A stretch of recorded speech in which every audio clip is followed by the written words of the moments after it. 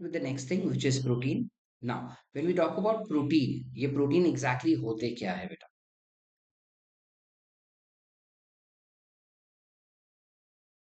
What exactly are protein? So when you talk about proteins, ये एक ऐसे substances है जो अमीनो एसिड से बनते हैं. Generally, इसका molecular weight is always very very high. Its molecular weight is always very very high, beta. And these are one of the largest molecules that is found and belong to nitrogenous organic compound के class से belong करता है. सारे living organisms में protein रहेगा ही रहेगा because it is nothing but building blocks of life. ये हम बचपन में भी पढ़ चुके हैं that protein are nothing but building blocks of life. यानी हमारे बॉडी के स्ट्रक्चर्स को बनाने में ये हेल्प करता है. ठीक है. जनरली ये बनता है अमीनो एसिड से. सो सबसे पहले हम अमीनो एसिड्स क्या है यही देख लेते हैं कि अमीनो एसिड का स्ट्रक्चर क्या और कैसा होता है. सो जब हम अमीनो एसिड के स्ट्रक्चर्स के बारे में बात करें बेटा, इनके पास एक कार्बन कंपाउंड होता है. ठीक है. जनरली मीथेन हम कंसिडर कर सकते हैं. इस मीथेन के 3 कार्बन जो है वो हमेशा रिप्लेस हो जाते हैं. 3 carbons of methane gets replaced. I'll give you the better picture for clearer idea. You have methane which is present. Methane के कार्बन, एक कार्बन जो है it gets replaced with acidic group, that is carboxylic acid. Another hydrogen gets replaced with amino group which is NH2 group. One of the hydrogen gets replaced with R group which is alkyl group, and another one is remaining or it is retained as it is. Yani it is this alpha carbon which stays and on which you have rest of the functional groups being attached. This particular thing where alpha carbon is where you have other groups being attached, because of which every amino acid is considered to be alpha amino acid. All right, because it is alpha carbon जिसके ऊपर सारी chemicals या सारे groups लगे हैं, इस वजह से हर amino acids को alpha amino acids कहा जाएगा. इसके अलावा अमीनो एसिड्स खुद एज अ कंपाउंड अगर आप देखो बेटा, तो एक एंड पे COOH ग्रुप है, तो इसे हम C टर्मिनल आइडेंटिफाई करते हैं. इस एंड को हम N टर्मिनल आइडेंटिफाई करेंगे बिकॉज वहां पे होंगे अमीनो ग्रुप्स. ऑलराइट. अब जितने R ग्रुप होंगे उतने अमीनो एसिड्स हो सकते हैं, मतलब उतने टाइप के अमीनो एसिड्स हो सकते हैं. इस दुनिया में बहुत सारे अल्काइल ग्रुप्स है, और इतने सारे अल्काइल ग्रुप्स होने की वजह से बहुत सारे अमीनो एसिड्स भी है. हावेवर इन सारे अमीनो एसिड्स में से सिर्फ और सिर्फ 20 अमीनो एसिड्स है बेटा which are actually involve in protein synthesis. सिर्फ 20 अमीनो एसिड्स प्रोटीन सिंथेसिस में इन्वॉल्व होते हैं. हालांकि अभी डिस्कवर होके 22 हमने फाइनल काउंट लिया है, लेकिन एनसीईआरटी 20 कह रहा है तो हम 20 ही याद रखेंगे. So there are 20 amino acids. Alright बेटा. These 20 amino acids can further be grouped based on their functional group that is present. In 20 amino acids को उनके functional group के हिसाब से आगे और ग्रुप किया जा सकता है. जैसे there are 7 amino acids which are considered to be simple amino acids. ठीक है. Let's just try and find out which are these. So you've got something called as proline, valine, leucine, isoleucine,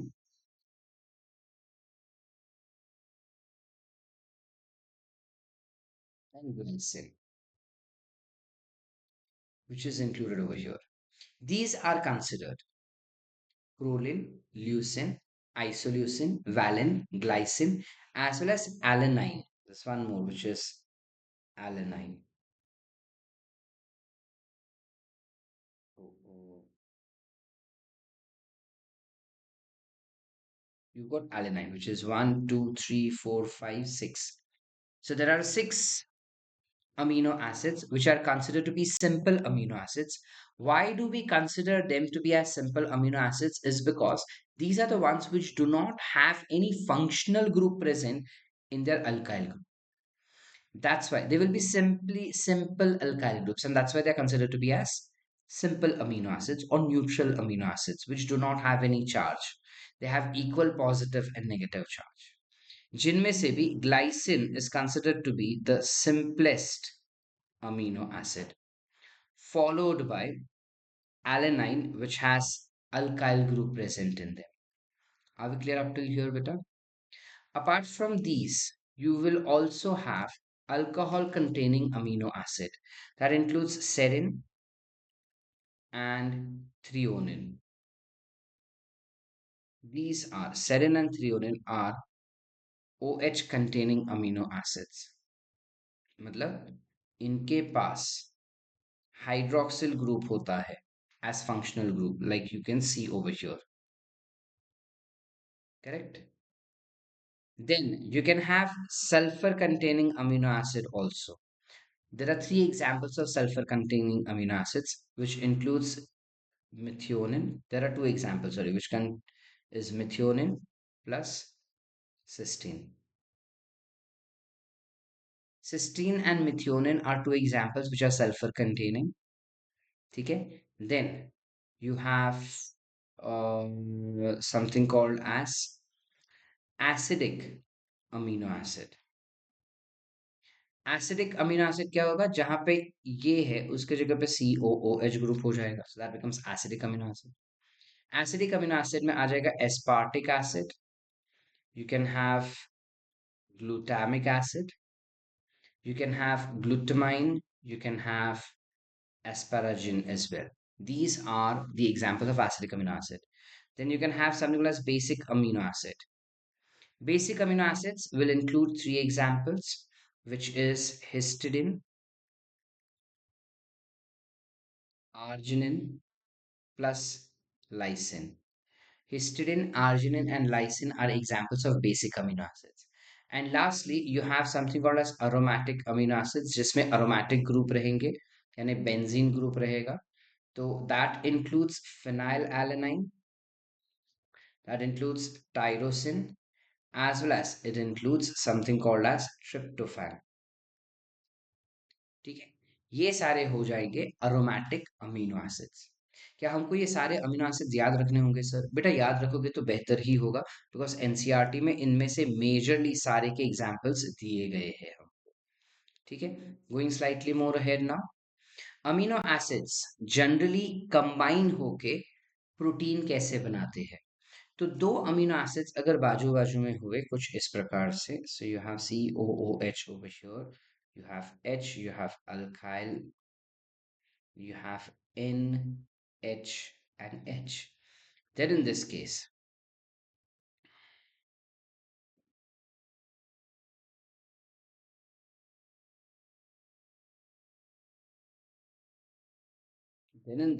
what happens is कि ये जो OH group यहाँ पर हमको दिखाई दे रहा है, along with H will be removed out, यानी वाटर मॉलिक्यूल्स निकल जाएंगे. तो बचेगा हमारे पास क्या बेटा? बचेगा हमारे पास सिर्फ और अरे यार, बचेगा हमारे पास a group which is CO and then NH. This bind together. When they bind together, you will have a bond which will be formed. This bond which is so formed over here is called to be as peptide bond. This bond will be called as peptide bond. So amino acids are linked together by peptide bond, also many a times referred to as CONH linkage. It can also be referred to as CONH linkage. Are we clear up till here, beta? यहाँ तक sorted है अपने को. अब इसमें this becomes the C terminal and this still remains the N terminal. यहाँ से ये C terminal वाला concept निकल जाएगा. So now this will be the C terminal end. All right. Now sometimes what happens is जब amino acids को पानी में रखा जाता है, तब ये COOH ग्रुप जो यहाँ पे हमको दिखता है, उनमें से हाइड्रोजन निकल के इस तरफ आके लग जाता है, as we can see over here. Because of this, what happens is you have a negative charge over here as hydrogen is released, so oxygen is left.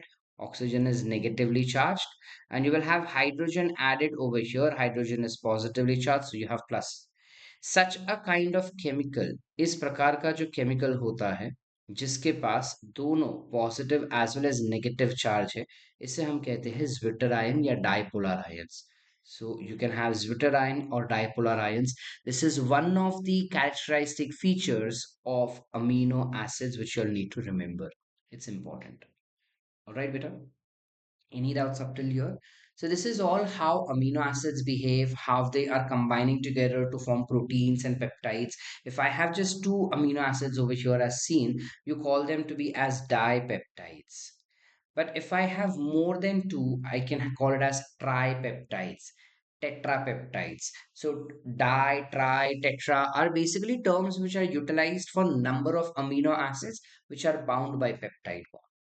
Generally proteins are always a polypeptide beta. How exactly these proteins are formed? So scientists have decoded the formation of protein molecules. They've said that proteins are always formed at four different levels. Their structure is formed at four different levels as observed over here. They have the very first level, which is primary structure. Primary structure is where you have amino acids attached one after the other, and long chain of amino acids is formed somewhat like this. This is called as primary structure of protein. All right, wherein you get to know the sequence of amino acid, यानी कौन सा amino acid किसके बाद लगा है वो यहाँ से primary structure से पता लग सकता है. This primary structure further undergoes formation of secondary structure by forming or by getting coiled to form two different types of structures. Either it forms alpha helix structures or beta pleated structures. This is alpha helix structure that we can observe, whereas beta pleated structures are somewhat like this. For structure to remain stable, for secondary structure to remain stable, there is hydrogen bond which is involved. Hydrogen bond helps in stabilizing the secondary structure of protein. Remember that it's a very, very important concept. Secondary structure of protein gets stabilized with the help of hydrogen bonds. Sometimes you may also have disulfide bonds, like for example, insulin. Insulin may have disulfide bonds also. Further, this alpha helix structure and beta pleated structure gets coiled together to form a tertiary structure, which can be seen over here. ये जो tertiary structure बनता है, ये या तो सिर्फ alpha helix coil होते जाएगा और एक राउंड बॉल जैसा स्ट्रक्चर बनाएगा, या फिर बीटा प्लीटेड स्ट्रक्चर्स बनते जाएगा और ये कॉइल होकर राउंड बॉल लाइक स्ट्रक्चर्स बना सकता है, या फिर अल्फा और बीटा दोनों टाइप के स्ट्रक्चर्स, यानी as we can see observe over here, you have a beta pleated sheet structure, then at the end it gets converted to alpha as well. So इस प्रकार के स्ट्रक्चर्स जिसमें alpha beta दोनों हो सकता है, ये कॉइल होके hollow villain ball like structures बना देते हैं, जिससे हम कहते हैं tertiary structure. So there are some proteins which gets activated at secondary structures only because they have a very short primary structure. Some are the kind of proteins which gets activated at tertiary structure, but majority of the proteins gets activated at their quaternary structure. What is quaternary structure? When more than one polypeptide, that is more than one tertiary structure, एक polypeptide है जो tertiary तक पहुंचा, दूसरा polypeptide tertiary तक पहुंचेगा, तीसरा polypeptide tertiary तक पहुंचेगा, चौथा टर्शरी तक पहुंचेगा. इस प्रकार से जब एक से ज्यादा पॉलीपेप्टाइड चेन जो टर्शरी स्ट्रक्चर तक पहुंच चुके हैं कंबाइन होके अलग अलग स्ट्रक्चर्स बनाएंगे और एक्टिवेट हो जाएंगे, तो उसे हम कहते हैं quaternary structure. The best example that we can think up over here is haemoglobin. Haemoglobin जो है बेटा, haemoglobin has two alpha structure and two beta structure, yani it has alpha beta structures that has been seen. Are we clear up to here? And this is the quaternary structure that we have. Hemoglobin is one of the largest protein that we have inside our body. I hope the structure of protein is clear up till here. There is no doubts, right? जब हम protein के बारे में ही बात करते हैं बेटा, यहाँ पे हमको वही चीजें डिटेल में बताई गई है that you can have primary, secondary, secondary में alpha and beta pleated structure, tertiary structure and quaternary structures which are formed. Very very important point that we need to remember is that कि जब कभी भी कोई भी protein अपने quaternary या tertiary structure बना रहा है, ज्यादातर वीक बॉन्ड्स ही होते हैं जो इनमें इन्वॉल्व होते हैं. There are very less or rare strong bonds that are involved in formation of the protein structure, active protein structure. It will always and always be weak bonds that will get involved in protein structure formation. The proteins which are thus formed can either be fibrous or globular, meaning either it can be a long chain or it can be globular, which is circular in nature. All right, beta. Proteins के हमारे अलग अलग examples भी हो सकते हैं. They can further be classified based on their functions. So when we talk about classification, when we talk about classification of protein, they can be classified based on their function. So they can be defense protein. Defense protein will include antibodies, that is immunoglobulins, interferons, clotting factors. You can have something called as contractile protein, which is responsible for contraction. So contractile protein will include myosin, actin, etc. You can have something called as transport protein, which is responsible for transport of substances like hemoglobin and myoglobin. You can have something called as enzymes. There are proteins which behave as enzymes. We know that. You can have something called as hormone. There are proteins which behave as hormone like insulin, growth hormone, etc. You can have proteins that are responsible for behaving, that can be structural in nature. You can have structural protein as well, like you have the proteins, extrinsic and intrinsic proteins that are involved in formation of cell membrane ka structure. All right. So yeah, this is all about protein that we had to know. All right. I hope the concept of protein is clear up till here.